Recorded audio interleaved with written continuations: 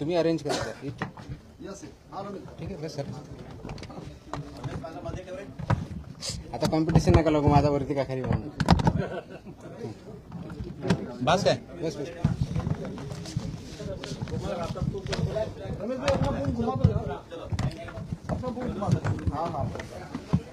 बस thank you. माझा नाही, मी काही नाही केलं त्याला. चालू करायचं की नाही. येतोय आवाज. बस ओके. नमस्कार. हाँ बिल्कुल बिल्कुल कोई चिंता नहीं. हाँ बिल्कुल. Safe food safe drug safe Maharashtra ही जी मोहीम आपण हाती घेतलेली आहे त्याच्यामध्ये आपण जे पावलं उचलत आहोत त्या पावलाचा पुढचा टप्पा आज आपण कार्यान्वित करत आहोत. म्हणजे तो कार्यान्वित होता पण त्याला वेगळ्या पद्धतीने आपण कार्यान्वित करत आहोत. गेल्या 8-10 दिवसापूर्वी आपण HRE ऑर्डर काढली. हॉटेल्स रेस्टॉरंट्स इटरीच्या बाबतीतली ऑर्डर काढली आणि त्याबद्दलचं इम्प्लिमेंटेशन अक्रॉस महाराष्ट्र चालू आहे. त्याच्यावरती कारवाई होते आहे. आता त्याच्या पुढचं आपल्या अन्नामध्ये सर्वात महत्त्वाचा जो घटक असतो तो असतो दूध, मिल्क अँड मिल्क प्रॉडक्ट्स. त्या बाबतीत मी स्टार्टिंगला आल्यानंतर महाराष्ट्रातले जे दूध उत्पादक आहेत, मिल्क प्रॉडक्टवाले जे आहेत ते प्रोड्युसर्स आहेत यांची एक मीटिंग याच ठिकाणी घेतली होती आणि त्याच्यामध्ये आपली परिस्थिती काय आहे हे त्यांच्या निदर्शनास आणून दिलं होतं. कोणते रेग्युलेशन्स रूल्स स्टँडर्ड्स त्यांनी पाळायचे, कशा पद्धतीने पाळायचे याबद्दलही त्यांना प्रेझेंटेशन करून जवळजवळ 1 तास त्याच्यामध्ये चर्चा करून त्यांना मार्गदर्शन केलं होतं. त्यानंतर बऱ्याच अंशी काही ज्या मोठ्या एस्टॅब्लिशमेंट्स आहेत त्यांनी त्यांच्या स्तरावर त्यांच्या कर्मचाऱ्यांचं प्रशिक्षण घेणं, त्यांचे जे व्हेंडर्स आहेत त्यांचं प्रशिक्षण घेणं यांचंही काम चालू केलेलं आहे. ही चांगली गोष्ट आहे. परंतु फक्त तेवढ्यापुरतं जाऊन आपल्याला थांबता येणार नाही. आपल्याला सर्वांकष जी इकोसिस्टम आहे दूध प्रक्रियेमधली पूर्णपणे इकोसिस्टम अगदी प्रोड्युसरपासून म्हणजे फ्रॉम फार्म टू प्लेट म्हणजे कंझ्युमरच्या ताटात जाईपर्यंत फार्म टू प्लेट ह्या कन्सेप्टवरती आपल्याला काम करावं लागणार आहे. आणि त्या साखळीमधले सर्वजण जे आहेत त्यांनी हे जे स्टँडर्ड्स आहेत ते पाळणं, ते इम्प्लिमेंट करणं आणि त्या अनुषंगाने त्या मानांकनानुसार तो प्रॉडक्ट तयार करणं, स्टोअर करणं, ट्रान्सपोर्ट करणं, प्रोसेस करणं आणि विकणं या सर्व गोष्टीवरती काम करावं लागणार आहे. त्या अनुषंगाने आज आपण दुधातील भेसळ, कृत्रिम दूध आणि गंभीर अन्न सुरक्षा उल्लंघन जे आहेत दुधाच्या बाबतीत त्याच्याबद्दलच्या कॉम्प्रहेन्सिव्ह कंप्लायन्स ऑर्डर इश्यू केलेल्या आहेत. जसं हॉटेल रेस्टॉरंट इटरीच्या बाबतीत केल्या होत्या तसं मिल्क आणि मिल्क प्रॉडक्ट्स याच्या बाबतीतले जे स्टँडर्ड्स आहेत, जे रेग्युलेशन्स आहेत ते रेग्युलेशन्स सर्व साखळीमधले दूध उत्पादकापासून कंझ्युमरपर्यंत फार्मपासून प्लेटपर्यंत हा जो कन्सेप्ट आहे इकोसिस्टमचा त्या सर्व स्टेक होल्डर्समध्ये या पद्धतीने कॉम्प्रहेन्सिव्ह गाईडलाईन्स ज्या आहेत त्या आपण इश्यू केलेल्या आहेत. त्या कंप्लायन्स गाईडलाईन आहेत. त्या कुणाला बंदी घालण्यासाठी नाही तर त्या कंप्लाय करण्यासाठी आहेत. त्या करण्यासाठी आपण हे आजचे आदेश जे आहेत ते आपण इम्प्लिमेंट केलेले आहेत. हे आदेश इश्यू करण्यापाठीमागं जे आपल्याला सांगितलं त्याप्रमाणे दूध उत्पादकांना म्हणजे अगदी कलेक्शन सेंटरपासून बल्क मिल्क कूलरपासून ते कोल्ड चेन मेंटेनपर्यंत ते प्रोसेसरपर्यंत पॅकर्सपासून ट्रान्सपोर्टरपासून सेलर्सपर्यंत यांना कोणते मानकाला नियम लागू आहेत. तर पहिला आता आहे ऑफकोर्स आपले जे रजिस्ट्रेशन किंवा लायसन्सिंगचे ते रूल 2011चे लागू आहेत. त्याचबरोबर अन्न उत्पादन मानके व अन्न संयोजके ज्याला म्हणतो तो पण स्टँडर्ड्स आणि रूल्स लागू आहेत. त्याचबरोबर दूषके विषय व अवशेष हे जे आहेत 2011चे ते पण स्टँडर्ड्स लागू आहेत. विक्रीवरील प्रतिबंध व निर्बंध जे आहेत प्रोहिबिटेड आयटम्सच्या बाबतीत ते रेग्युलेशन्स ते पण लागू आहेत. लेबलिंग आणि प्रदर्शन हे जे आहेत हे पण लागू आहेत. अन्न सुरक्षा मानके पॅकेजिंग विनियम जे आहे 2018 ते पण लागू आहेत. त्याचबरोबर अन्नाचे सदृढीकरण ज्याला फॉर्टिफिकेशन जे म्हणतो हे पण रूल याच्यामध्ये लागू 2018चे आणि जाहिरात आणि दावे हे पण रूल्स अँड रेग्युलेशन लागू आहेत. म्हणजे 8 प्रकारचे रेग्युलेशन्स फसाई ऍक्ट 2006च्या अंतर्गत जे आहेत आणि 2011चे रूल्स प्लस हे 8 प्रकारचे मिनिमम रेग्युलेशन्स हे प्रत्येक जणाला लागू आहेत. याचं पालन होणं अपेक्षित आहे. आता हे पालन करण्याच्या दृष्टिकोनातून हे कुणाकुणाला लागू आहे हा प्रश्न आपल्या समोर आलेला असेल. तो सर्वात पहिला जो आहे दूध संकलन केंद्र कलेक्शन सेंटर जे असतात ते किंवा बल्क मिल्क कूलर्स यांना लागू आहेत. दुसरं आहे दूध शीतकरण सेंटर्स जे केंद्र आहेत, कूलिंग सेंटर ज्याला म्हणतो, तिथं आहेत. दुग्ध प्रक्रिया युनिट्स व उत्पादक याच्यामध्ये पाश्चरायझेशन आपण करतो, प्रमाणीकरण करतो म्हणजे स्टँडर्डायझेशन, होमोजेनायझेशन जे करतो, निर्जंतुकीकरण करतो आणि त्याचबरोबर UHT प्रकल्प ज्याला म्हणतात म्हणजे अल्ट्रा हाय ट्रीटमेंटवाले जे प्लांट असतात त्यांना सुद्धा हे मानक रेग्युलेशन्स रूल्स लागू आहेत. त्याचबरोबर पॅकर्स आणि फिलिंग स्टेशन्स म्हणजे बऱ्याच वेळेस आपण बंद बॉटल्स तयार करतो किंवा पॅकेट तयार करतो, ते पॅकर्स आणि फिलर्स यांना पण हे लागू आहेत. वितरक, वाहतूकदार आणि घाऊक विक्रेते यांना पण हे नियम लागू आहेत. किरकोळ विक्रेते, दूध बूथ्स, दूध विक्रेते व सुटे दूध विक्रेते यांना पण लागू आहेत. स्वयंचलित व बल्क दूध विक्री चालक यांना पाहिलं आहेत. ऑटोमॅटिक व्हेंडिंग मशीन याच्यामध्ये असतात त्यांना. दूध व दुग्धजन्य पदार्थाचे उत्पादक म्हणजे मिल्क प्रॉडक्ट्सवाले, जसे की त्याचबरोबर पॅकिंग करणारे, ह्या दुधाच्या प्रॉडक्टच्या बाबतीत आणि दुधाच्या बाबतीत पॅकिंग करणारे विक्रेते, व यामध्ये पनीर असेल, छना असेल, खवा असेल, तूप असेल, लोणी असेल, क्रीम, दही, चीज, आईस्क्रीम, दूध powder, condensed milk, flavoured milk व इतर सर्व दुग्धजन्य पदार्थ याचे उत्पादक यांना पण हे सर्व नियम लागू आहेत. या सर्वांनी या नियमांचं तंतोतंत पालन करायचं, ज्याच्या माध्यमातून हे परिपूर्ण दूध, सेफ मिल्क हे कंझ्युमरच्या प्लेटपर्यंत, घरापर्यंत जाईल. कोणत्याही प्रकारचं त्याच्यामध्ये अडल्टरेशन असणार नाही, कोणत्याही प्रकारचं त्याच्यामध्ये कंटॅमिनेशन असणार नाही, कोणत्याही प्रकारचं सबस्टँडर्ड मिल्क ते असणार नाही. म्हणजेच सेफ असेल, अनसेफ किंवा सबस्टँडर्ड किंवा मिसब्रँडेड अशा प्रकारचं मिल्क किंवा मिल्क प्रॉडक्ट्स हे कंझ्युमरपर्यंत आपल्याला देता येणार नाही, विकता येणार नाही किंवा प्रक्रिया करता येणार नाही. यासाठी हे नियम लागू आहेत. आता थोडक्यात, कारण डिटेल ऑर्डर आहे, प्रेस नोट पण डिटेल देतोय मी, त्याच्यामध्ये काही गोष्टी आपल्याला शॉर्टमध्ये सांगतो, कारण हे जर डिटेल सांगायला गेलं तर खूप मोठ्या प्रमाणात वेळ लागेल. ते आपण प्रेस नोटमध्ये निश्चितच वाचाल हे मला अपेक्षित आहे, त्याचप्रमाणे त्याची पब्लिसिटी कराल हे मला अपेक्षित आहे. पण थोडक्यात जर आपल्याला सांगायचं झालं तर याच्यामध्ये जसं अप्लिकेबिलिटी सांगितली, त्याचप्रमाणे याच्या बाबतीत कर्तव्य व जबाबदाऱ्या ज्या आहेत, या FBO ज्या फूड बिझनेस ऑपरेटर ह्या सेक्टरमध्ये जे काम करतात त्याच्यामध्ये त्याचे हाताळणारे दूध व दुग्धजन्य पदार्थ हाताळणारे, प्रक्रिया करणे, साठवणे, वितरण करणे, विक्री करणे अशा सर्व आस्थापनामध्ये याच्यामध्ये हे इम्प्लिमेंटेशन करणं गरजेचं आहे. तिथल्या पायाभूत सुविधा आणि स्वच्छता ह्या महत्त्वाच्या आहेत. जे युनिट आहे, जसं हॉटेलच्या बाबतीत मी सांगितलं होतं तसं या बाबतीत पण आहे. हे आस्थापना जी असतात ह्या पूर्णपणे दूषितीकरणाचे संभाव्य स्त्रोतस्थान म्हणजे ज्याला पोल्युशनची शक्यता जी असते त्याच्यापासून दूर असणं अपेक्षित आहे. धूळ, सांडपाणी आणि कीटक यांपासून पूर्णपणे दूर असणं आणि प्रोटेक्ट असणं गरजेचं आहे.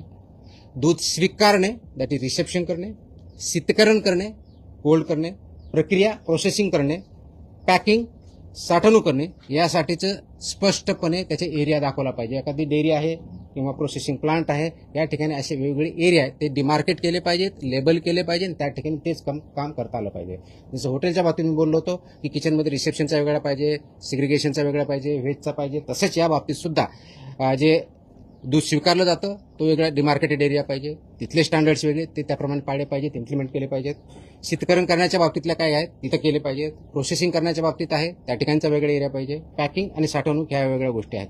याच्यामध्ये कोणत्याही परिस्थितीत परस्पर दूषितीकरण किंवा क्रॉस कंटॅमिनेशन होणार नाही याची काळजी आपल्याला घ्यायची, कारण हे क्रिटिकल पॉईंट असतात. त्याला HACCP असं म्हणतो, hazard analysis and critical control points असं म्हणतात. हे हॅझर्ड अनालिसिस त्यांनी ठेवणं, त्याच्यावरती डिटेल मी थोड्या वेळा बोलच मी, त्याचं अपडेशन करणं, ते फसाईच्या स्टँडर्डप्रमाणे आहे ते कंप्लाय करणं आणि ते इम्प्लिमेंट करणं. म्हणजे एका क्रिटिकल पॉईंटला जर ते सबस्टँडर्ड आलं किंवा ॲज पर स्टँडर्ड आलं नाही तर तिथंच ते रिजेक्ट झाला पाहिजे. पुढं ते गुड्स, ते दूध किंवा दुग्धजन्य पदार्थ जो आहे पुढे जाता कामा नये, तो डिस्कार्ड तिथंच झाला पाहिजे. त्याच्यामुळे त्या क्रिटिकल पॉईंट्स म्हणतात, त्याच्यामुळे क्रिटिकल कंट्रोल पॉईंट असं नाव दिलेलं आहे. क्रिटिकल तिथं बघायचं, ते स्टँडर्डला असेल तर तो पुढे प्रोसेस होईल, अन्यथा तिथंच तो रिजेक्ट होईल. ही प्रोसेस इम्प्लिमेंट करणं गरजेचं आहे. ही जर इम्प्लिमेंट केलं तर खूप मोठ्या प्रमाणात क्वालिटेटिव्ह फरक पडू शकतो, ते इम्प्लिमेंट करणं गरजेचं आहे. हा झाला पहिला मुद्दा, मी जे पायाभूत सुविधेच्या बाबतीत बोलतोय, स्वच्छतेच्या बाबतीत बोलतोय. दुसरा मुद्दा जो आहे, दुधाच्या संपर्कात येणारे सर्व पृष्ठभाग, भांडी, जे तुमचा सरफेस एरिया जिथे जिथे असेल तिथे, भांडी, युटेन्सिल ज्याला म्हणतो, पाईपलाईन, टाक्या व उपकरणे ही फूड ग्रेड लेवलचे पाहिजे, अन्न श्रेणीतील, म्हणजे जरा फूड ग्रेड जे सामान असतं ते वापरणं गरजेचं आहे. Stainless steel, food grade stainless steel हेच प्रॉडक्ट आपण अपेक्षित गरज आहे, किंवा इतर मान्यता प्राप्त विषमुक्त गंजरोधक पदार्थांची असावीत हे मॅन्डेट आहे. बऱ्याच वेळेस आपण बघतो की स्टेनलेस स्टील नसतं किंवा फूड ग्रेड नसतं, तर ते चालणार नाही. त्याचबरोबर ती तात्काळ किंवा चांगल्या पद्धतीने इमिजिएटली स्वच्छ करता आली पाहिजे, ज्याला आपण CIP म्हणतो, क्लिनिंग प्लेस, ते पटकन करता आलं पाहिजे, त्या दृष्टीची पाहिजे. तिसरा महत्वाचा जो मुद्दा इन्फ्रास्ट्रक्चरच्या बाबतीतला, तो परवानाधारक जो आहे ते कीटक नियंत्रण, पेस्ट कंट्रोल जे आहे त्या बाबतीत त्यांचं संस्थेबरोबर टायअप पाहिजे, ज्या रजिस्टर्ड आहे त्यांच्याकडून ते पेस्ट कंट्रोल रेग्युलर बेसिसवर घेणं अपेक्षित आहे. तो वैध करार असला पाहिजे आणि त्याच्यामुळे कोणत्याही प्रकारचा उंदीर, कीटक व माशांचा प्रादुर्भाव याच्याबद्दल शून्य सहनशीलता किंवा झिरो टॉलरन्स पॉलिसी आहे, त्याप्रमाणे इम्प्लिमेंट केलं पाहिजे. गेल्या वेळेस मी हॉटेल, रेस्टॉरंट आणि इटरीजच्या बाबतीत मी हे एक सांगितलं होतं की पेस्ट कंट्रोल व्यवस्थित पाहिजे. माझ्या असं काही निदर्शनास येत आहे की बऱ्याच लोकांनी त्याच्यामध्ये सुधारणा डेफिनेटली केलेली आहे, परंतु काही ठिकाणी फक्त ते सर्टिफिकेट दाखवलेलं गेलेलं आहे की आम्ही करून घेतलेलं आहे म्हणून, पण ते केलं जात नाही. यांच्यावरती आम्ही फक्त सस्पेन्शनशीच नव्हे तर रजिस्ट्रेशन कॅन्सलची कारण करून त्याच्यावर प्रॉसिक्युशन पण करणार आहोत. तर हे सर्वांनी लक्षात घेतलं पाहिजे की फसवण्यासाठी करू नका, हे कंप्लायन्ससाठी आहे, हे थ्रेटन करण्यासाठी नाही, कारण याचा पूर्णपणे इम्पॅक्ट हा आपल्या नागरिकावरती, प्रत्येकावरती होतो, कारण ते फूड कंझ्युम केलं जातं आणि त्याचे परिणाम होतात. दुसरा जो मुद्दा मी सांगितला तो दूध स्वीकारणे, खरेदी, साठवणूक व शीतसाखळी, हा एक क्रिटिकल पॉईंट आहे. याच्यामध्ये जे दूध घेतो आपण ते सर्व दूध व कच्चा माल जो आहे हे फक्त रजिस्टर्ड व्हेंडर्सकडूनच घेणं अपेक्षित आहे, कारण आपल्याला ट्रेस करणं गरजेचं आहे, मॅन्डेट आहे. रजिस्टर्ड व्हेंडर्स त्यांच्याकडे असणं, त्यांचं रेकॉर्ड असणं, दररोज किती घेतलं त्याचं रेकॉर्ड असणं, त्याच्यामध्ये रिजेक्टेड जर काही दूध असेल तर त्याचं रेकॉर्ड व्यवस्थित ठेवणं, त्याचं रजिस्टर मेंटेन करणं, ते सबमिट करणं, हे सर्व जे कलेक्शन सेंटर्स आहेत, जे युनिट आहेत त्यांना मॅन्डेटरी आहे. हे खरेदी व संकलनाबाबतच्या नोंदी कमीत कमी 6 महिने हे त्यांनी प्रिझर्व करायच्या. 6 महिन्यामध्ये कोणत्याही अधिकाऱ्याने किंवा ऑथॉरिटीने ते रेकॉर्ड जर मागितलं तर त्यांनी सबमिट करणं मॅन्डेटरी आहे. त्याचबरोबर प्राप्त होणाऱ्या प्रत्येक खेप, ज्याला ट्रिप म्हणतो, टँकरच्या माध्यमातून असेल किंवा इतर असेल, ती स्वीकृतपूर्वी चाचणी करणं बंधनकारक आहे.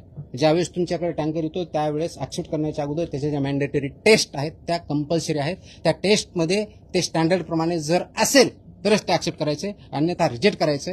आणि रिजेक्ट केलेला जो गुड्स आहे म्हणजे व्हेकल आहे त्याच्या बाबतीतचे इन्फॉर्मेशन बाकी सर्वांना पण द्यायची. अन्यथा काय होतं की एका ठिकाणी रिजेक्ट केला जातो, तेच टँकर दुसरीकडे जातं, तिथं ऍक्सेप्ट केला जातो, ते चालणार नाही. बैठकीमध्येही मी सांगितलं होतं, आता मी परत रिपीट करतोय की अशा प्रकारचं एका ठिकाणी जर गुड्स रिजेक्ट केलं आणि ते कारण द्यावं लागतं की तुम्ही ह्या कारणासाठी आम्ही रिजेक्ट करतोय, तर that will not be accepted anywhere. आणि असं जर झालं तर जो घेणारा आणि विकणारा दोघांना आम्ही जबाबदार पकडून त्यांच्यावरती आम्ही कारवाई करणार आहोत.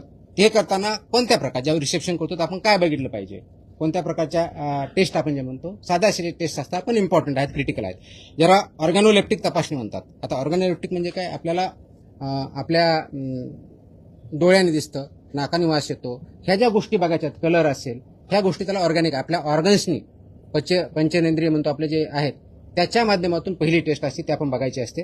त्याचबरोबर तापमान, टेम्परेचर आहे ते बघायचं असतं. दूध स्निग्धांश म्हणजे फॅट जे आहे त्याच्यामधलं ते टेस्ट करायचे असते. त्याचबरोबर सॉलिड नॉट फॅट्स याची काय परिस्थिती बघायची असते. क्लॉट ऑन बॉइलिंग किंवा अल्कोहोल टेस्ट ज्याला म्हणतो ती करायची असते. ही सर्व गोष्टी जर केल्या तर बेसिकली ते स्टँडर्ड प्रमाणे आहे किंवा सबस्टँडर्ड आहे किंवा अनसेफ आहे आपल्याला कळतं, आणि त्याच्यानंतरच ते दूध ऍक्सेप्ट करायचं आणि मग पुढे जाऊ द्यायचं. ते जर त्या टेस्टमध्ये सबस्टँडर्ड येत असेल तर ते रिजेक्ट व्हायला पाहिजे, आणि त्याच्यावरती त्यांना सांगून ते रिजेक्ट ऍक्च्युअली डिस्ट्रॉय व्हायला पाहिजे, कोणत्याही दुसऱ्या चेनकडे जाता कामा नये. दुसरी महत्वाची जी बाब आहे, शीत साखळी, हे खूप क्रिटिकल आहे. कोल्ड चेन ज्याला म्हणतो, कोल्ड चेन मेंटेन करणं हे बंधनकारक आहे. त्याच्यामध्ये कोणत्याही प्रकारची तडजोड, कॉम्प्रोमाइज आपण मान्य करणार नाही. कच्चं दूध जे असतं शक्यतोवर लवकरात लवकर आणि जास्तीत जास्त कोणत्याही परिस्थितीत 2 तासाच्या आत कोल्ड चेनमध्ये आणलं पाहिजे. म्हणजे तुम्ही दूध काढल्यानंतर 2 तासापर्यंत ते व्यवस्थितपणे, त्याला कोणत्याही प्रकारचं बॅक्टेरियल किंवा हे ग्रोथ होत नाही, ते जर व्यवस्थित आपण सॅनिटरी कंडिशनमध्ये व्यवस्थित ठेवलं, प्रिझर्व केलं तर. पण 2 तासानंतर त्याला मात्र तासाच्या आत ऑलमोस्ट आपल्याला ते कोल्ड चेनमध्ये आणायचं असतं. कोल्ड चेन म्हणजे इथं 4 डिग्री सेल्सिअस असतं.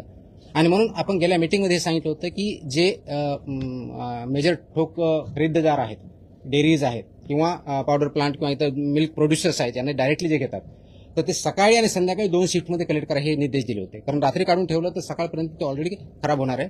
टेम्परेचर 4 डिग्री सेल्सिअस जर शेतकऱ्याकडे नसेल त्या पद्धतीने ठेवायचं तर ते खराब होऊन दुसऱ्या दिवशी येणार आहे आणि तो प्रॉब्लेम होतो. म्हणून 2 वेळच्या शिफ्ट करायची मी सांगितलं होतं. त्या दृष्टीने काही कारवाई चालू आहे, ते परिपूर्ण होणं अपेक्षित आहे. ते थंड केल्यानंतर त्या 4 डिग्री सेल्सिअसला ट्रान्सपोर्ट अगदी डेअरी जाईपर्यंत किंवा प्रोसेस जाईपर्यंत मेंटेन करायचं आहे, हे त्याच्यामधलं मॅन्डेट आहे. आणि जर फ्रोझन फूड असेल तर त्याला -18 डिग्री सेल्सिअसमध्ये प्रिझर्व्ह करणं अपेक्षित आहे. कोल्ड आणि फ्रोझन याच्यामधला हा फरक आहे, 4 डिग्री आणि -18 डिग्री. हेच करत असताना परत गेल्या वेळेस सांगितलं होतं की हे पदार्थ जे आहेत जमिनीपासून उंच, भिंतीपासून दूर, झाकलेल्या, लेबल लावलेल्या, कीड प्रतिबंधक भांड्यातच ठेवायचे आहेत. त्या गाईडलाईन्स आहेत, त्याला फिफो सिस्टमनुसार ते इम्प्लिमेंट करायचं आहे. हा एक दुसरा भाग झाला. तिसरा क्रिटिकल जो पॉईंट आहे तो आहे उष्णता प्रक्रिया, भरणे, सीलबंद करणे आणि पॅकेजिंग करणे. हा क्रिटिकल तिसरा पॉईंट आहे. याच्यामध्ये हीट ट्रीटमेंट जी आहे ती योग्य प्रमाणात झाली पाहिजे, योग्य वेळेत झाली पाहिजे. जसं की आपल्या नियमानुसार असं आहे की पाश्चरायझन करायचं म्हणजे नेमकं काय करायचं आहे, तर पाश्चरायझन म्हणजे 63 डिग्री म्हणजे 63 डिग्री सेल्सिअसला कमीत कमी 30 मिनिटं तुम्हाला तापवावं लागतं. आय रिपीट, 63 डिग्री सेल्सिअसला 30 मिनिटं किंवा 72 डिग्री सेल्सिअसला तुमचे 15 सेकंद किंवा दोन्हीचं कॉम्बिनेशन. या लेवलला केलं तरच पाश्चरायझन होतं, नाही तर पाश्चरायझन होत नाही. ते पाश्चरायझन त्या लेवलला करणं अपेक्षित आहे. त्यानंतर इमिजिएटली ते 4 डिग्री सेल्सिअसला आणायचं. ही हीट ट्रीटमेंट झाली की कोल्ड तुमची 4 डिग्रीपर्यंत आणायची, मग ते पाश्चरायझ दूध होतं. अदरवाईज ते पूर्णपणे होत नाही. म्हणून आणि ते केल्यानंतर त्याला एक टेस्ट असते, फॉस्फेटेज टेस्ट म्हणतात त्याला. ती जी टेस्ट आहे ती निगेटिव्ह येणं अपेक्षित आहे, म्हणजेच ते प्रॉपरली पाश्चरायझ झालं हाताचा अर्थ होतो. हे जे पाश्चरायझ करणाऱ्या युनिट्स आहेत त्यांनी ही काळजी घ्यायची की या पद्धतीने होईल आणि याचा लॉग मेंटेन केला जाईल, त्याचा रेकॉर्ड मेंटेन केला जाईल आणि त्याच्यामध्ये पूर्णपणे ट्रान्सपरन्सी असेल. तसंच निर्जंतुकीकरण जो आहे जे म्हणतो हे सीलबद्ध पात्रामध्ये किमान ज्यावेळेस आपण म्हणतो ते 115 डिग्री सेल्सिअस 115 डिग्री सेल्सिअस तापमानावर कमीत कमी 15 मिनिटं तापवायचं किंवा UHT ट्रीटमेंट असेल, अल्ट्रा हाय टेम्परेचर ज्याला म्हणतो, ते 135 डिग्रीला तापमानावर किमान 1 सेकंद एवढ्या टेम्परेचरमध्ये ते सीलबंद डब्यामध्ये पॅक करायचे आणि त्यानंतरच ते पॅकेज मिल्क म्हणून आपल्या ते पॅक जे मिल्क आहे त्याप्रमाणे आपल्याला करता येतं. तर ही प्रक्रिया जर आपण पार पाडली नाही तर याचा इम्पॅक्ट क्वालिटेटिव्ह होतो, त्याचा प्रिझर्वेशन होतो आणि ऑफकोर्स त्याचे जे स्टँडर्ड्स आहे याच्यावरती होतो. एक महत्त्वाचा मुद्दा याच्या बाबतीतला जो आहे तो उष्णता प्रक्रिया केलेले जे दूध आहे त्या बाटल्यामध्ये किंवा इतर पात्रामध्ये भरणे हे ऑटोमॅटिक म्हणजे यांत्रिकी पद्धतीने करणं अपेक्षित आहे. कारण ज्यावेळेस तुम्ही बाटली सीलबंद करता, फिटिंग अँड सीलिंग ज्याला म्हणतात, सीलबंद करता, ती मॅन्युअली केली तर परफेक्ट होत नाही, म्हणजे त्याला ऍक्च्युअली सीलबंद होत नाही, ते बंद होऊ शकतं. तर सीलबंद करण्यासाठी it has to be mechanical, हे मॅन्डेट आहे. त्याच्यामुळे ते प्लांटमध्ये केलं जातं आणि जेणेकरून ती उघडता येणार नाही, उघडली तर कळेल. कोणी जर ओपन केलं तर त्याच वेळेस कळेल आणि ओपन केल्यानंतर पुन्हा सेल करता येत नाही. तर तुम्हाला ते जर पाश्चराइज मिल्क किंवा ते सीलबंद केलेलं असेल तर सीलबंदच विकता येतं. त्याच्यामधून सुट्टं करायचं आणि त्याच्यातून सुट्टं दूध विकायचं हे चालणार नाही, हे अनुज्ञेय नाही, याला बंदीच आहे. तर ही दुसऱ्या प्रकारची सांगितली उष्णता प्रक्रिया, भरणे, सीलबंद करणे आणि पॅकेजिंग करणे याच्याबद्दलचा क्रिटिकल पॉईंट आहे. चौथा जो पॉईंट आहे, गेल्या वेळेस बोललो होतो, आता सांगतोय, जे हँडलर्स आहेत, फूड हँडलर्स, त्यांची अॅन्युअल चेकअप, त्यांचे ड्रेस कोड, त्याचं सॅनिटेशन हे सगळ्यांनी बघायचं आहे. हे करत असताना FSMS सिस्टम जी म्हटलं होतं, फूड सेफ्टी मॅनेजमेंट सिस्टम, ती त्यांनी इम्प्लिमेंट करायची, तयार करायची, इम्प्लिमेंट करायची. पण सर्वात महत्त्वाचं म्हणजे HACCP जे आता बोललो होतो, ज्याला हॅझर्ड अनालिसिस क्रिटिकल कंट्रोल पॉईंट्स, ही सिस्टम जोपर्यंत आपण इम्प्लिमेंट करणार नाही तोपर्यंत प्रोसेस चांगली होणार नाही, स्टँडर्डायझेशन प्रमाणे होणार नाही आणि ते करणं गरजेचं आहे. आणि म्हणून हे इम्प्लिमेंट करणं, तो कंप्लायन्सचे अपडेट करणं, म्हणजे आजच्या डेटपर्यंत अपडेट करणं, तो फसाईचे जे टोटल रेग्युलेशन्स आहेत 22, त्या 22 रेग्युलेशन पर्टिक्युलरली 8 आत्ता मी जेव्हा वाचून दाखवले त्याच्यापासून कंप्लायंट असायलाच पाहिजे, तो डिस्प्ले करणं आणि 6-6 महिन्यांनी होईना तर पिरियॉडिक रिपीट करून ते इम्प्लिमेंट करणं हे अपेक्षित आहे. हे करण्यासाठी थर्ड पार्टी ऑडिट मॅन्डेटरी आहे आणि ते थर्ड पार्टी ऑडिट जर त्यांनी केलं तर ते तृतीय पक्ष लेखापरीक्षण हे बंधनकारक राहील आणि त्याच्यावरती आम्ही पण त्याच्यात जाऊन तपासणी करू. त्याचबरोबर मग ग्राहक माहिती, लेबलिंग आणि पारदर्शकता असायला पाहिजे. जे लेबलिंगच्या बाबतीत महत्त्वाची गोष्ट आहे, उत्पादाचे नाव, त्याचा वर्ग, क्लास ऑफ मिल्क, परवाना किंवा नोंदणी क्रमांक, लागू असल्यात डेअरी प्रोडक्टचा लोगो असेल तर लोगो, घटकांची यादी, त्याच्यामध्ये कोणते कोणते घटक आहेत त्याची यादी, पोषण विषयक माहिती, nutritional information about the product of the food, म्हणजे मिल्क किंवा मिल्क प्रॉडक्ट जे असेल त्याच्याबद्दलची. हिरवे इथं चिन्ह आहे, कारण हे डिफाईंडच व्हेजिटेरियन म्हणून, त्याच्यामुळे त्याला हिरवाच चिन्ह भेटेल, त्याला रेड पुरी भेटणार नाही. बेस्ट बिफोर एक्सपायरी किंवा यूज बाय हे दिनांक आणि मॅन्डेटरी व्यवस्थित पाहिजे, त्याच्यानंतरचं वापरायचं नाही. निव्वळ प्रमाण म्हणजे किती, नेट ज्याला म्हणू ते किती आहे, उत्पादक किंवा पॅकिंग करण्याचे नाव व संपूर्ण पत्ता हे मॅन्डेटरी आहे. आणि कोणत्याही दूध किंवा दुग्धजन्य पदार्थाचे संघटन, फॅट, SNF, पोषण मूल्य, सेंद्रिय, नैसर्गिक, A1, A2 किंवा आरोग्याविषयक गुणधर्म याबाबत कोणताही खोटा, दिशाभूल करणारा किंवा अतिशयोक्ती दावा करण्यात येणार नाही. आपण जे लेबलिंग करू किंवा ॲडव्हर्टाईज करताना ह्या कोणत्याही गोष्टी याच्यामध्ये चालणार नाही. तर आमचे A1 आहे, A2 आहे, याच्यामध्ये असे क्वालिटीज आहेत, अगदी आईच्या दुधापेक्षा चांगलं आहे, हे ॲब्सोल्युटली मिसलिडिंग आहे. अशा कोणत्याही प्रकारचा क्लेम दूध किंवा दूध प्रॉडक्ट्सवाल्यांना करता येणार नाही. आणि असं जर कोणी करत असेल त्यांच्यावरती प्रॉसिक्युशन आणि क्रिमिनल प्रोसिडिंग सुद्धा आम्ही करू. हे करत असताना 6 महिन्याखाली बालकांनी वापरू नये हे काही ठिकाणी जे बंधनकारक आहे ते क्लिअरली लिहिलं पाहिजे. Not to be use for infants below 6 months. ते कोणतं आहे, कंडेन्स स्किम मिल्क जे आहे त्या पद्धतीने बघितलं म्हणजे हे बाबतीत आहे. दूध पावडर, स्कीम मिल्क पावडर, गोड किंवा फ्लेवर कंडेन्स मिल्क तसेच द्रवरूप दूध पदार्थ करण्यासाठी पुनर्गठित करता येणाऱ्या तत्सम उत्पादनावर हे वाक्य महत्वाचं आहे. Not to be use for infants below 6 months हे मॅन्डेटरी आहे. आणि माझी विनंती आहे की पालकांना सुद्धा या पद्धतीचे प्रॉडक्ट्स हे 6 महिन्याच्या खालच्या बालकांना किंवा इन्फॅन्ट्सना देऊ नयेत. ते त्यांच्यासाठी अनुज्ञेय नाही किंवा ते योग्य नाही आहे. आणि म्हणून ते प्रॉडक्टवरती त्याचं लेबलिंग असणं अपेक्षित आहे. बाकीचे जे कंडेन्स मिल्क आहे, मशीन स्कीम मिल्क आहे किंवा पार्टली स्कीम्ड आहे, हे सर्व गोष्टी त्याच्यामध्ये क्लिअर त्या लेबलिंगवरती असल्या पाहिजेत. एक महत्वाचा, बऱ्याच वेळेस मला वेगवेगळे नागरिक किंवा आपल्यामधून काही प्रश्न विचारले जातात. आईस्क्रीम आहे, कुल्फी आहे, चॉकलेट आहेत किंवा सॉफ्टी आईस्क्रीम आहे, यांच्या बाबतीत सुद्धा लेबलवर स्पष्ट गोष्टी लिहिल्या पाहिजेत. कोणत्याही पदार्थामध्ये स्टार्च असल्यास यापैकी पॅकिंग व लेबलिंग नियमाच्या नुसार तो त्याच्यावर घोषित करावा लागणार. कोणी जर याच्यामध्ये स्टार्च यूज केला असेल किंवा कोणताही नॉन मिल्क प्रॉडक्ट त्याचा जर यूज केला असेल तर तो तुमच्या लेबलवरती डिस्प्ले करणं, लिहिणं हे बंधनकारक आहे. प्रत्येक पॅकेजवर बॅच क्रमांक असेल, कोड किंवा लॉट क्रमांक बंधनकारक आहे. अलर्जन त्याच्यामध्ये दाखवलेलं असेल. त्याचबरोबर त्याच्यामध्ये काय आहे याच्यामध्ये कंटेन्स मिल्क, ट्री नट्स, इतर ज्या गोष्टी आहेत त्या नमूद करायच्या जर त्यांनी टाकलेल्या असतील तर. नाशवंत उत्पादनासाठी कीप इन रेफ्रिजरेटेड जो लिहायचं आहे तेही त्यांनी बंधनकारक लिहिलं पाहिजे. दूध पावडरसाठी store in cool, dry place in an air tight container ही त्याच्यावरती मॅन्डेटरी कंडिशन आहे ती लिहिली पाहिजे. आणि हे सामान ठेवताना म्हणजे फूड प्रॉडक्ट ठेवणार त्याची काळजी जे युजर्स आहेत त्यांनी पण घेतली पाहिजे. आता दूध आणि दुधाचे जे मानकं आहेत ते मी वाचून दाखवत नाही, आपल्याला माहिती आहे. त्या फॅटचा, गाईच्या दुधाचा काय, म्हशीच्या दुधाचा काय, शेळीच्या दुधाचा काय, ते पूर्ण वेबसाईटवर आहे, माझ्या प्रेस नोटमध्ये आहे, ते डिटेल मी जात नाही. 2 महत्वाच्या गोष्टी मला अजून सांगायच्या. त्याच्यामध्ये एक रिकॉन्स्टिट्युटेड मिल्क आणि दुसरं तुमचं आहे रिकंबाईंड मिल्क. हे रिकॉन्स्टिट्युटेड मिल्क म्हणजे काय, तर हे ड्राईड मिल्क आहे किंवा कॉन्सन्ट्रेटेड दूध आहे. याच्यामध्ये पिण्यायोग्य पाणी मिसळून संबंधित प्रकारच्या दुधासाठी विहित करण्यात आलेले पाणी घनपदार्थ प्रमाण पुन्हा स्थापित करून दुधाच्या विहित संरचना प्राप्त होतील असं तयार केलेलं मिल्क. आणि रिकंबाईंड मिल्क म्हणजे पुनर्संयोजित मिल्क म्हणतात त्याला.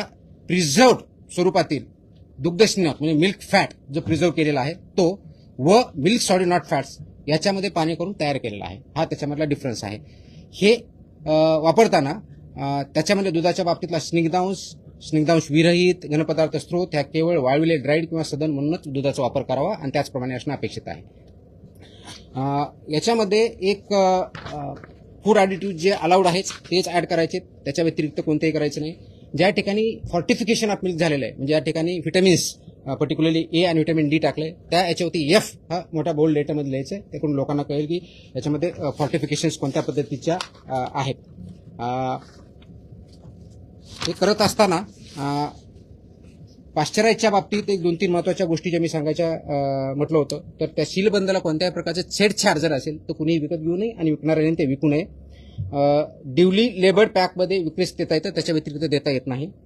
फिलिंग आणि सिलिंग हे अंतिम उष्णता ज्यावेळेस असते त्या मोमेंटला करायचं असतं, त्याच्या अगोदर किंवा त्याच्या नंतर नाही, हे त्यांना पाहायचे. पाश्चराईज प्रमाणित किंवा इतर कोणताही उष्णता प्रक्रिया केलेलं जे दूध आहे ते उघड्या कॅनमधून, ड्रममधून किंवा सीलबंद नसलेल्या पात्रामधून सुट्या स्वरूपात विक्री करणं अनुज्ञेय नाही. ते सीलबंदमध्येच विक्री करावं लागेल. त्याला ओपन करून ते ॲज अ लूज मिल्क म्हणून ते आपल्याला विकता येणार नाही. आणि म्हणून फिलिंग अँड बॉटलिंग व सिलिंग याची प्रक्रिया जे प्लांट आहेत त्यांनी व्यवस्थितपणे पाळणे, ते इम्प्लिमेंट करणे, इन्क्लुडिंग सेलर पॉईंटपर्यंत ते बघणं गरजेचं आहे. आणि जर रॉ मिल्क असेल तर ते रॉ मिल्कवरती हे लिहिलं पाहिजे की याच्यामध्ये हे दूध कच्चं असून सेवन करण्यापासून उकळणं आवश्यक आहे, हे त्याच्यावरती लिहिणं गरजेचं आहे. आता त्याच्यामध्ये दूध संकलन केंद्राने काय करायचं हे मी दिलेलं आहे, त्याच्या डिटेल गाईडलाईन आहेत. त्याचबरोबर दूध शीतकरण केंद्राने काय करायचं याच्या जवळजवळ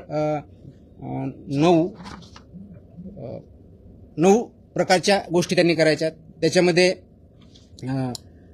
क्लिनिंग इन प्लेस पाहिजे, तापमान मेंटेन केलं पाहिजे, इन्स्ट्रुमेंट पाहिजे, त्याचे कॅलिब्रेशन पाहिजेत, सांडपाण्याची व्यवस्था पाहिजे. या सगळ्या गाईडलाईन या माझ्या ऑर्डर्समध्ये आहेत, त्याच्यामुळे डिटेलमध्ये जात नाही. परंतु याच्यामध्ये ह्या ज्या गाईडलाईन्स मी सांगितल्या त्या ॲप्लिकेबिलिटी कुणाला सांगितली, टू एंड आपल्याला सिस्टम, ज्याला इकोसिस्टम म्हणतो, ते आपण डेव्हलप करतोय. याच्यामध्ये जर व्हायोलेशन केले तर पनिशमेंट ज्या अनसेफ फूडच्या बाबतीत आहे किंवा अडल्चरेटच्या बाबतीत किंवा कृत्रिम दुधाच्या बाबतीत जे आहे, ज्याला सिंथेटिक मिल्क म्हणतो आपण, जे केमिकलपासून बनवलेलं असतं, त्याच्या बाबतीत आणि अशा केसमध्ये डेथ झाला तर कमीत कमी 7 वर्ष, जास्तीत जास्त आजन्म कारावास इतका आहे, 10 लाख रुपये दंड आहे. या अशा अवनदानामुळे जर गंभीर दुखापत झाली, जर ग्रीव्हस इंजरी म्हणून 6 वर्षापर्यंत कारावास आणि 5 लाख रुपये दंड आहे. गंभीर स्वरूपाची नसलेली दुखापत झाली तर 3 लाखापर्यंत दंड आहे, 1 वर्षाचा कारावास आहे. कोणतीही दुखापत झाली नसल्यास 3 महिन्यापर्यंत कारावास आणि 3 लाखापर्यंत दंड आहे. आणि सबसिक्वेंटचा जर असेल तर ऑफकोर्स फर्स्ट टर्मचे 1 लाख रुपये दंड अतिरिक्त लावला जाऊ शकतो. अन्न सुरक्षा ऑफिसर जे आहेत आपले FSO यांनी जप्त केलेला किंवा ताब्यात केलेले दूध किंवा इतर कोणत्याही वस्तू हस्तक्षेप करता येणार नाही. ती हटवणे किंवा त्याच्याशी छेडछाड करणे हा 6 महिन्यापर्यंत कारावास आहे. त्याच्यामुळे ऑफिसरच्या याच्यामध्ये आपण जे म्हणतो की माझ्या सेंटरमध्ये, माझ्या युनिटमध्ये मी एंट्री करू देणार नाही, हे आपल्याला चालणार नाही.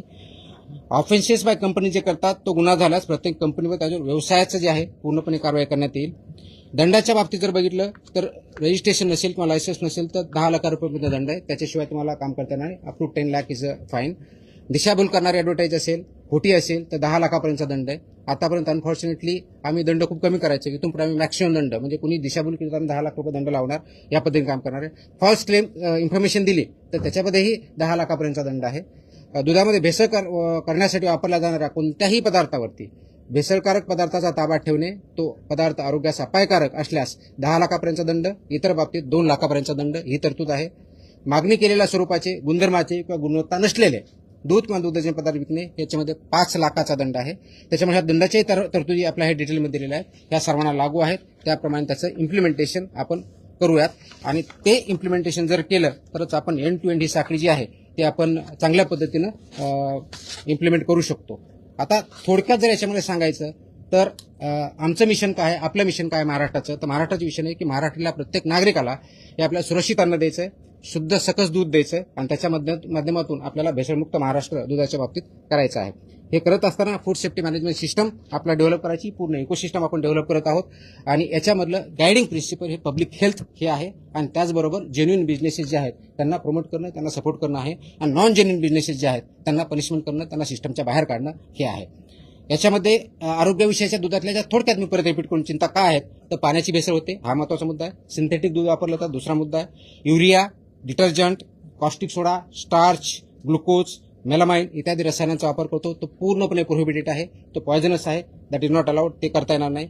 मिल्क फॅट व SNF याचं मानांकाप्रमाणे मानांकांचं उल्लंघन करता येणार नाही. अफ्लाटॉक्सिन, M1 आणि अँटीबायोटिक रेसिड्यू आहेत ते याच्यात असणं अपेक्षित नाही, जे लिमिट आहे त्याच्या बाहेर त्याच्यामध्ये येता कामा नयेत.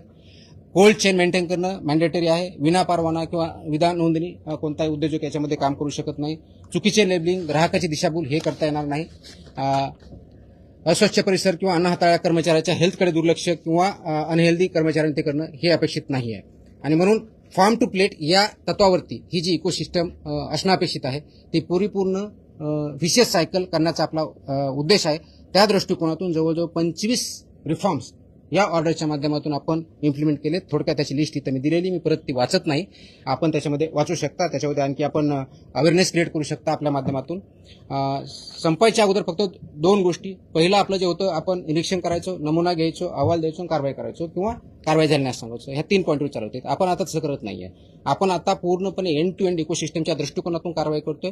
हेल्दी फूड, हेल्दी मिल्क, कोणत्याही फूडचा आयटम आणि हेल्दी ह्युमन बिईंग हा त्याच्या पाठीमागचा कन्सेप्ट, हा त्याच्या पाठीमागचा गोल आहे. ते करण्यासाठी आपण अनालिसिस करतो, त्याचबरोबर गुप्त माहिती पण भेटते, इन्फॉर्मेशनही भेटते, त्याचं निरीक्षण किंवा अनालिसिस आपण परत करतो, आपण टेस्टही घेतो, प्रयोगशाळाचं विश्लेषणही करतो, ट्रेसेबिलिटी आपण जसं सांगितलं की N2 आपण ते करण्याचा प्रयत्न करतोय, पुरवठा साखळीचा पूर्ण तपास करणार आहे आपण, मूळ स्रोतावरती कारवाई करणं आणि नंतर प्रॉसिक्युशन करणं या पद्धतीनं काम चालणार आहे. फक्त जो कोणी व्हेंडर आहे याच्यापुरतं मर्यादित न राहता तर पूर्ण ट्रेस आउट करून त्या सायकलमध्ये जे कोणी एलिमेंट इन्व्हॉल्ड आहेत त्या सर्वांवरती ह्या गोष्टी लागू आहेत अशा दृष्टिकोनातून आपण काम करणार आहोत. त्याच्यामुळे ही चेकलिस्ट पण आपण दिलेली आहे आणि या दृष्टिकोनातून आपण काम करतोय. एक प्रश्न तुम्ही विचारणार आहात, त्याच्या अगोदर उत्तर देतो की रॉ मिल्क विक्रीला बंदी आहे का? त्याचं उत्तर नाही असं आहे. रॉ मिल्क तुम्ही विक्री करू शकता, ती विथ अटीच्या अधीन राहून आहे, त्या पद्धतीने करायची आहे. सिंथेटिक मिल्क म्हणजे नेमकं काय, तर त्याचा उत्तर असं आहे की ते अस्सल दूध नाहीये, ते केमिकल पदार्थापासून आपण तयार केलेले हे सिंथेटिक मिल्क असतं. ट्रेसेबिलिटी म्हणजे काय, तर उत्पादकापासून कंझ्युमरपर्यंत गेलं त्याचा आपल्याला ट्रेस आउट करता आला पाहिजे ह्या दृष्टीने आहे. कोल्ड चेन का महत्वाची, तर त्याच्यामुळे दुधामध्ये सूक्ष्मजीव वाढू नये यासाठी ते कोल्ड चेन महत्वाची आहे. आणि फास्टॅग जो ॲप आहे तो फसाने तयार केलेला food safety training and certification program जे आहे त्याच्या अंतर्गतच आपला कनेक्ट आहे, तो ॲप पण आहे आणि ते ट्रेनिंग पण आहेत. हे आदेश हे बेसिकली अनुपालन आदेश आहेत, हे बंदी आदेश नाही आहेत. आणि त्यामुळे हे ग्राहकाच्या संरक्षणासाठी, त्यांच्या हेल्थसाठी आणि जेन्युइन उद्योजकांच्या बरारीसाठी आहेत.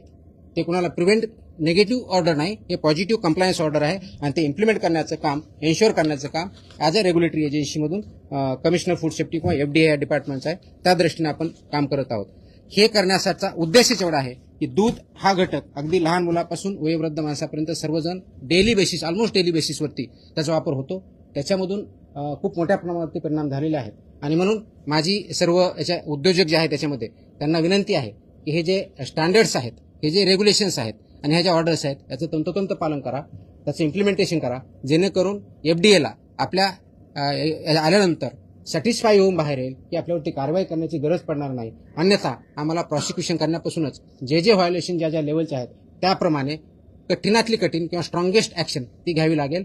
Because we mean business, we don't compromise on the health of people. Thank you.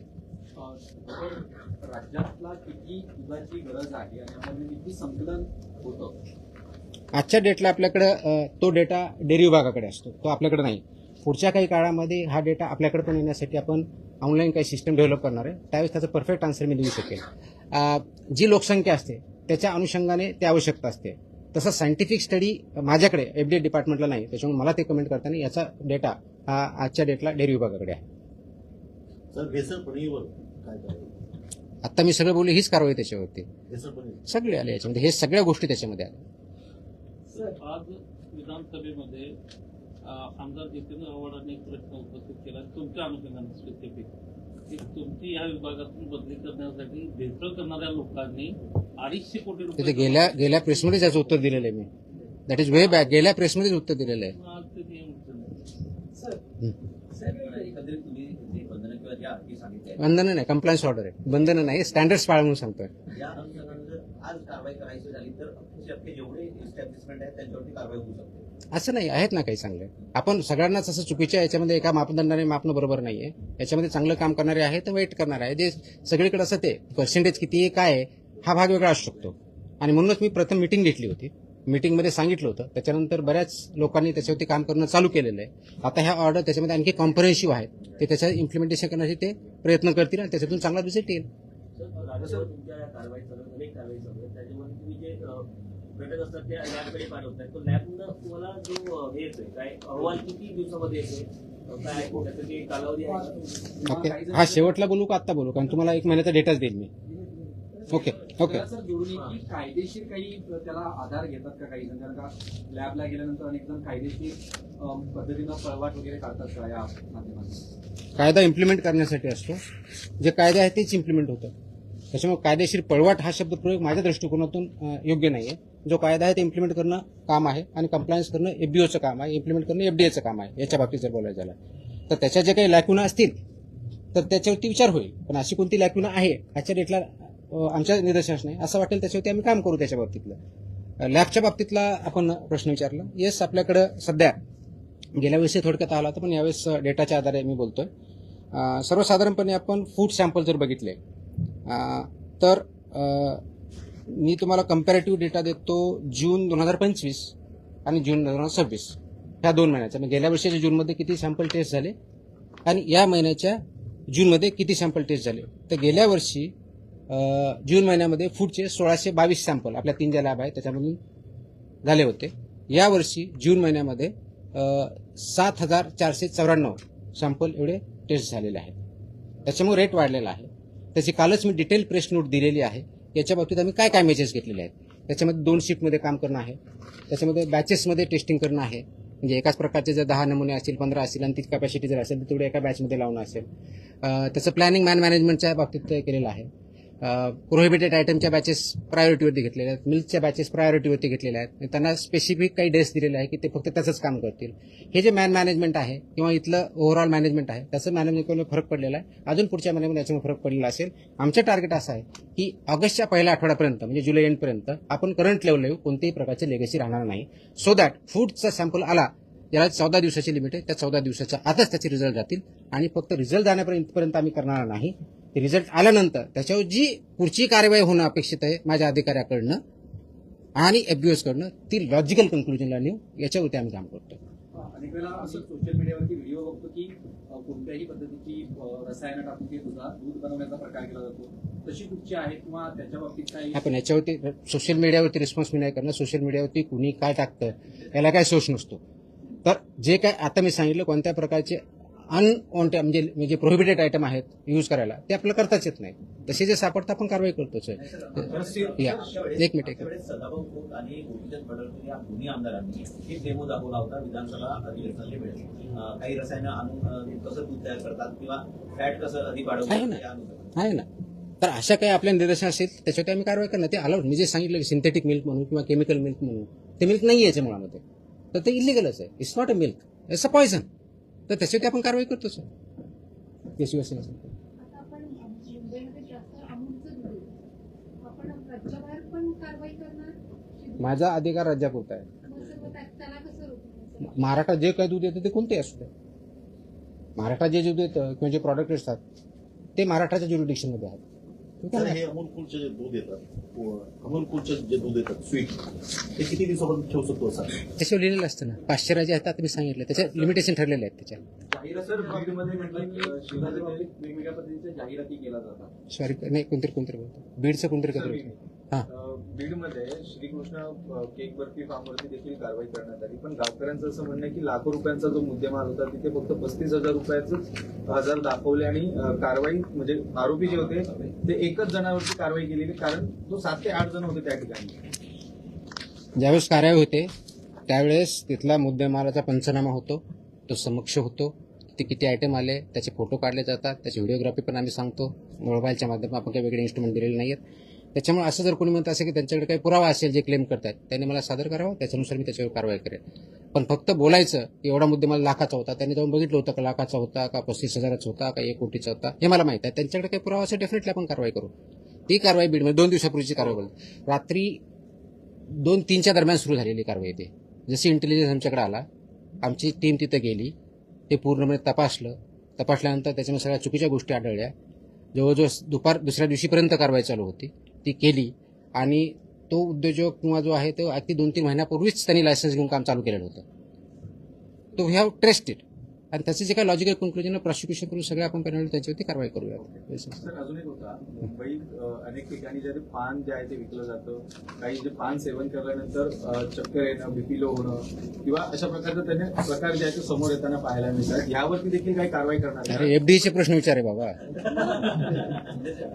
नाही आता तू पान खाणार खायच्या बाबतीचा माझा इश्यू नाही. अनेक ठिकाणी असं म्हणायचं होतं की गुटखा किंवा अशा पद्धतीचं गुटखा होते बॅनच आहे.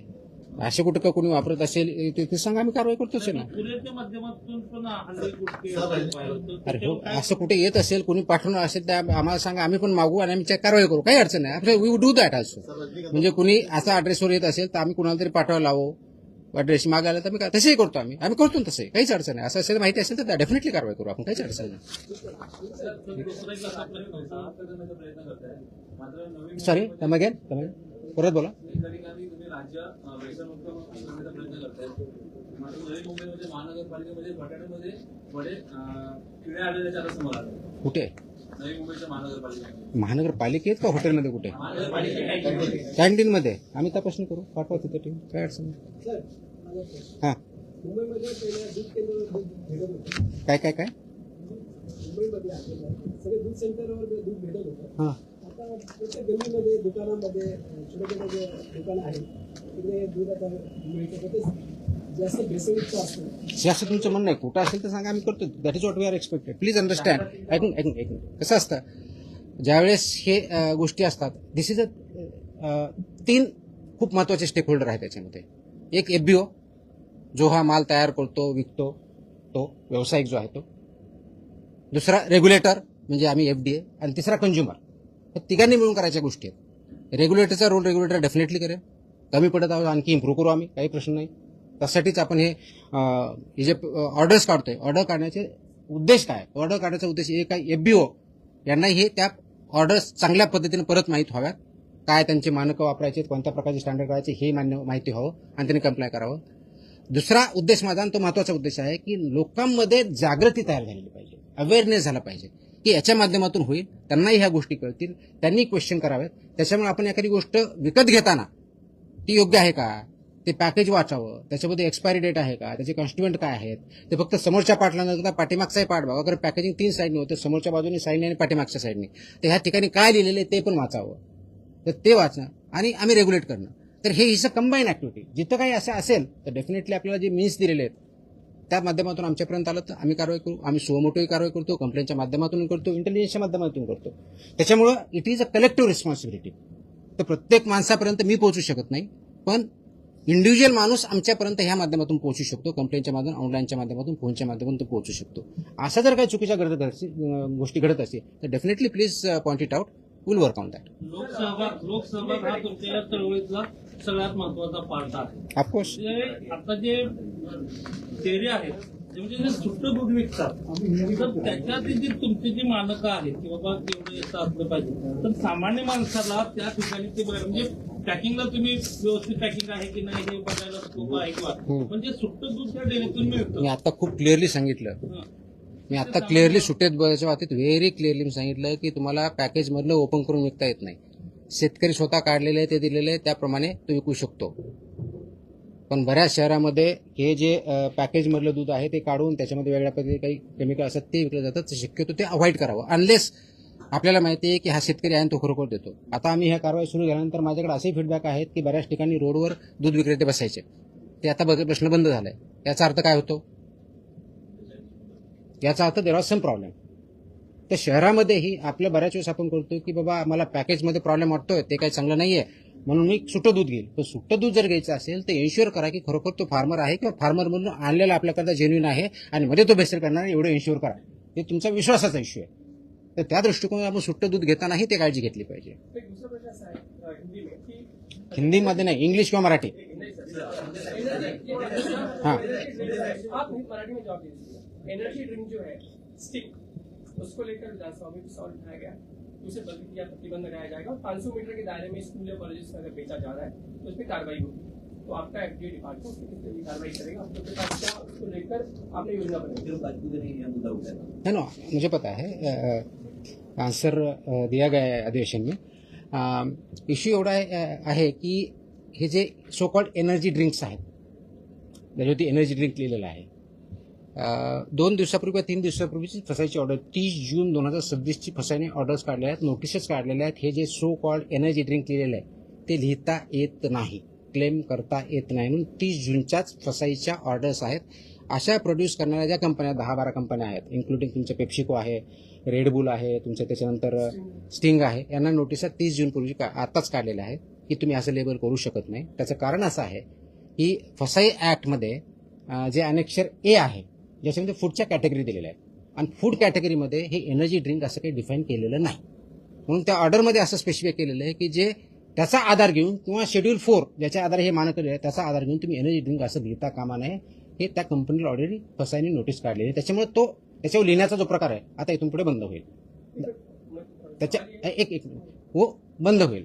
आता दूसरा सवाल जो आपने किया कि स्कूल के बारे में जो रेगुलेशंस है स्कूल के 500 मीटर्स में क्या चाहिए उसका क्लियर ऑर्डर है. कौन से उसमें आपका गुटखा नहीं रह सकता है, वो तो प्रोहिबिटेड है, लेकिन सिगार नहीं रह सकता है, कौन से आइटम रह सकते हैं, नहीं रह सकते हैं, इसका ऑर्डर है, वो इम्प्लीमेंट करना सभी की जिम्मेदारी है, particularly FDA department on the one hand and principal of the school on the other hand. Principal of the school ऑनर वो 500 मीटर में अगर ऐसा कुछ है तो हमें बताए, हम उस पर कार्रवाई करेंगे। उसके बारे में डिटेल्ड ऑर्डर कुछ दिनों में मैं इशू कर रहा हूं कि स्कूल मैनेजमेंट ने क्या करना चाहिए, पेरेंट्स ने क्या करना चाहिए, FDA ने क्या करना चाहिए। अभी इस पॉइंट में हर एक डिस्ट्रिक्ट में टीचर्स ट्रेनिंग हो रही है थ्रू एजुकेशन डिपार्टमेंट डाइट के थ्रू, तो उसमें मैंने मेरे ऑफिसर्स, असिस्टेंट कमिश्नर लेवल के ऑफिसर वहां भेजे हैं। जो टीचर्स ट्रेनिंग हो रही उसी में जो स्कूल रेगुलेशन फूड के बारे में है वो क्या है वो बताने के लिए, ट्रेनिंग के लिए उसका एक सेशन हर एक डिस्ट्रिक्ट में हमने किया है, so that every teacher comes to know कि हमें क्या करना है क्या नहीं करना है। राइट फ्रॉम उनका वेंडर कैसा होना चाहिए, वहाँ कौन सा खाना अलाउ करना चाहिए, कौन सा नहीं करना चाहिए, कौन सा बैन है, ये सब गाइडेंस हर एक टीचर के पास जा रहा है, टीचर की ट्रेनिंग के थ्रू जा रहा है। अभी आज अभी चल रहा है, तो हर एक डिस्ट्रिक्ट में हो रहा है, तो वो एक अवेयरनेस होगा। उसके बाद कुछ दिनों के बाद 8-10 दिन के बाद मैं स्कूल का जो स्टैंडर्ड्स है फूड के बारे में, चिल्ड्रन के बारे में, न्यूट्रिशन के बारे में, उसका जैसा भी दूसरा जो ऑर्डर निकला मिल्क एंड मिल्क प्रोडक्ट्स, वैसा ऑर्डर वो भी निकाल रहा हूँ। उसके तहत आपके जो क्वेश्चन है सब आंसर हो जाएंगे उसमें। तो सवाल ये क्या है कि एनर्जी ड्रिंक को नहीं, मतलब आप एनर्जी क्लेम नहीं कर सकते। नहीं कर सकते। तो अगर एनर्जी क्लेम नहीं कर सकते तो फिर कंपनीज आपको कहेंगे कि हम क्या क्लेम कर सकते हैं, सिंपल। तो उनका ये ऐसी ड्रिंक है, ड्रिंक कैफिनेटेड ड्रिंक या एरेनेटेड ड्रिंक या कार्बोनेटेड ड्रिंक डिफाइन होता है, उसके कंटेंट कितने होने चाहिए वो डिफाइंड है, उसका वायलेशन वो नहीं कर सकते। लेकिन वो एनर्जी ड्रिंक नहीं बोल सकते क्योंकि बहुत से लोग एनर्जी है इसलिए लेते या देते हैं। उसमें ये भी है कि 18 साल के नीचे लोगों को रिकमेंडेड नहीं है करके, it is not recommended, it is not ban but it is not recommended. तो पेरेंट्स से मेरी ये गुजारिश है, लोगों से मेरी ये गुजारिश है कि ये 18 साल के नीचे वाले लोगों को पीने मत दीजिए, प्रिवेंट कीजिए। It is not recommended, it is not advisable because it contains का तुम्हारा कैफीन है उसमें, इट कंटेन्स तुम्हारा शुगर है, वो कंटेंट है उसमें, कंटेंट लिखा हुआ होता है और उसमें रिकमेंडेड भी लिखा है कि not recommended for persons below 18 years, lactating mothers, pregnant mother, लिखा है उस पर, ये मैंडेटरी है। तो मेरा ये है कि लोगों ने इसको पालना चाहिए, इसका इम्प्लीमेंटेशन करना चाहिए, सेल्फ इम्प्लीमेंटेशन करना चाहिए, ऑटोमेटिकली प्रॉब्लम सॉल्व हो जाएगा। आप जैसे कह रहे हैं कि 18 साल के नीचे को आप यूज नहीं कर सकते, लेकिन हम देखते हैं कि हाईली यूज रेड बुल इस रिकमेंडेड, प्रिवेंटेड नहीं है, रिकमेंडेड है। तो वो तो हर एक इंडिविजुअल का चॉइस है ना। तो पेरेंट्स तो इसीलिए तो अवेयरनेस जो है, तो पेरेंट्स ने ये केयर लेनी चाहिए कि वो ड्रिंक नहीं कर रहे हैं। फिर अब आप कुछ इस तरह की सर्विस शुरू करेंगे स्कूल कॉलेज के बाद, सर्विस सर्विस शुरू करेंगे ताकि जैसी सर्विस जो एनर्जी और तो यही बोल रहा है कि मैं टीचर्स और प्रिंसिपल को हम जब ट्रेनिंग कर रहे हैं इनको यही तो बता रहे हैं।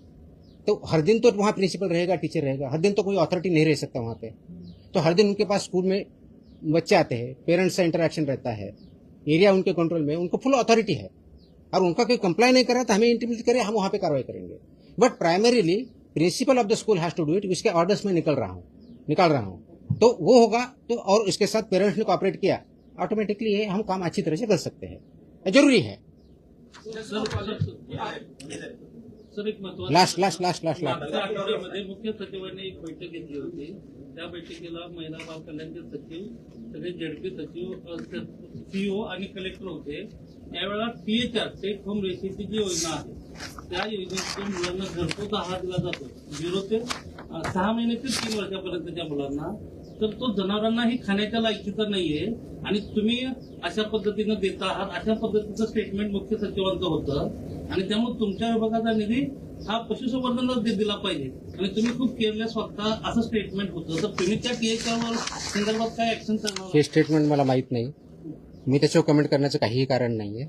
बट माझ्या डिपार्टमेंटच्या FDAचा जो काही रोल आहे तो एवढाच आहे की सर्व प्रकारचे जे काही फूड आहे त्याचं टेस्टिंग करणं, त्याच्यामध्ये अंगणवाडी जाण्याच्या फूडचं ते पण टेस्टिंग करतो, जे स्वस्त धान्य दुकान आहे ते करतो, त्याची इंटेन्सिटी आम्ही वाढवणार आहोत, सॅम्पल आणखी चांगल्या पद्धतीने वाढवणार आहोत आणि तिथं काही चुका असेल त्याच्यावरती आम्ही कारवाई करणार आहोत। अरे एक मिनिट, आता भरपूर वेळ झालाय, आणखी तुम्हाला याच्यावर थांबू का काही दुसरी जी महत्वाची चालेल त्याच्यावर काही बोलू? म्हणजे माझी इच्छा नव्हती पण तुम्ही प्रश्न नंतर विचारणार होता, तो हॉटेल जेव्हा कारवाई विचारतो तुम्ही बोलला असता पण ती प्रश्न ती पण देतोय, पण ह्या दोन सेपरेट आहेत। सो देर फर्स्ट ही ऑर्डर आहे ती परमनंटली लॉंग टर्मची, आणि हॉटेलच्या बाबतीत जी HRE ऑर्डर काढली होती आपण त्याच्यानुसार पहिल्या 2 दिवसाच्यात आपल्याकडे माहिती आलेली आहे। त्याच्यानंतरची आपण जे कारवाई केलेली आहेत 1 आणि 2 जुलैला तर महाराष्ट्रभरामध्ये एकूण 154 हॉटेल रेस्टॉरंटवरती आपण व्हिजिट केलेले आहेत 154 अक्रॉस महाराष्ट्र. त्याच्यापैकी 32 हॉटेल रेस्टॉरंटचे परवाने रद्द करण्यात आलेले आहेत. 66 यांना इम्प्रुव्हमेंट नोटीस आपण दिलेली आहे. त्याचे डिटेल्स देईलच मी. त्याचबरोबर पान गुटखा मसाला गुटखा विक्री याच्यावरती 13 व्यक्तींना अटक केलेली आहे गेल्या 2 दिवसामध्ये. 5 आस्थापना सील केलेल्या आहेत. 4 वाहनं जप्त केलेली आहेत. जवळजवळ 2,41,00,000 प्लस माल प्रतिबंधित अन्नपदार्थाचा साठा जप्त केलेला आहे. ह्या ज्या हॉटेलवरच्या कारवाया आहेत त्याच्यामध्ये ठाणे विभागात 10, नाशिक विभागात 10, पुणे विभागात 7, अमरावती विभागात 4, छत्रपती संभाजीनगर विभागात 1 इत्यादी निलंबनाच्या कारवाया झालेल्या आहेत. त्याचे नावं लिस्ट सगळी दिलेली आहे मी. अपेक्षित हे आहे की याच्यावरती लोकांनी सुद्धा आपण जिथं अन्न खातो ते व्यवस्थित आहे का, ते मानकाप्रमाणे आहे का हे बघणं अपेक्षित आहे. हॉटेल आहे तर तिथं पहिलं तर फसायचं लायसन्स किंवा लायसन्स आहे की नाही बघा. असेल तर अगदी ज्या मी HREच्या ऑर्डरमध्ये सांगितलेलं आहे ती स्वच्छतेपासून सगळ्या गोष्टी आहेत का ते बघा, जे आपल्याला दिसू शकतात. विभागनिहाय तुम्हाला जर हॉटेलच्या बाबतीतली माहिती दिली तर मुंबईमध्ये 17 म्हणजे बृहन्मुंबई हे विभागामध्ये 2 जिल्हे जे आहेत 17 आपण हॉटेलला व्हिजिट किंवा इन्स्पेक्शन केले. 5 सुधारणा नोटीस दिल्या. कोकणामध्ये 23, 10 परवानगी निलंबन केले. पुण्यामध्ये 53, 25 सुधारणा नोटीस, 7 परवानगी निलंबित केले. नाशिकमध्ये 20 सुधारणा नोटीस, 7 निलंबन परवानगी 10. छत्रपती संभाजीनगर 4 आस्थापनांना व्हिजिट केली, 1 परवाना निलंबित केला. अमरावतीमध्ये 23 ठिकाणी व्हिजिट केल्या, 15 सुधारणा नोटीस दिल्या, 4 निलंबन केले. नागपूरमध्ये 14 सुधारणा नोटीस 10 आणि महाराष्ट्रामध्ये एकंदर 154 व्हिजिट, 62 सुधारणा नोटीस, 32 लायसन्स सस्पेंड केलेले आहेत. आणि याच्यापेक्षाही मोठी कारवाई आजही चालू आहे आणि चालू राहणार आहे. मात्र आमचा फोकस सगळ्या सेक्टरवरती राहणार आहे. हॉटेल चालू झालं म्हणजे दूध कमी झालं किंवा प्रोहिबिटेड आयटम कमी झालं असं नाही. प्रोहिबिटेड आयटम कशाही परिस्थितीत आम्ही कमी करणार नाही. दूध आणि दुधाचे पदार्थ याच्यावरती खूप मोठा फोकस आहे. वेगवेगळे सेक्टर्स आहेत, त्या वेगवेगळ्या सेक्टरवरती कारवाई चालू आहे आणि त्याचे परिणाम आपल्याला पुढच्या काळात डेफिनेटली दिसतील. आय थिंक नाही आता बस झालं, आपण खूप बोललो, माझा घसा दुखायला लागला. आपण नंतर भेटूया. चलो, थँक्यू. सॉरी अरे